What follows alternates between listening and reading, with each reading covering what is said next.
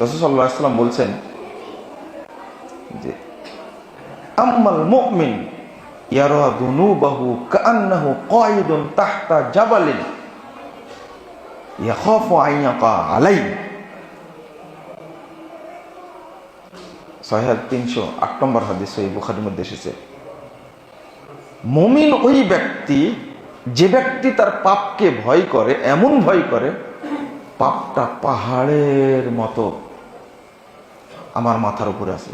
মুমিন পাপ করার পরেই মনে করে পাপটা হয়তো পাহাড়ের মতো।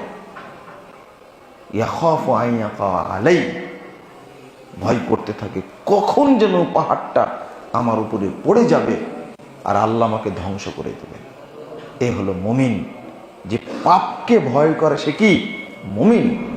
ও আম্মাল ফাজির, আর মুনাফিককে ইয়ারা দুনুবাহু কাযুবাবিন মাররা আলা আনফি, আর মুনাফিক ওই ব্যক্তি যে পাপকে পরোয়া করে না, অনর্গল করতেই থাকে। ধুর, এই যে আমি মাছি তাড়াচ্ছি না, একটা মাছি কাছ দিয়ে যাচ্ছে, আমি এইভাবে তাড়াই দিলাম।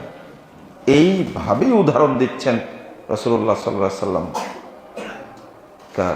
মাররা আলা দুবাবিন মাররা আলা আনফি, কাযুবাবিন মাররা আলা আনফি, এটা একটা মাছির মতো। ধুর, যে ব্যক্তি অনর্গল পাপ করতেই থাকে, পাপকে ভয় করে না, এই ব্যক্তি কি হয়ে তাহলে মুনাফিক। একটা পাপ আপনি করছেন কতদিন যাবত, ছাড়েননি, পাপকে ভয় করেন না, তাহলে আপনাকে বুঝতে হবে আপনি মুনাফিক। আর মুনাফিক হওয়ার কারণেই আমার মধ্যে কোনো ঈমান নেই।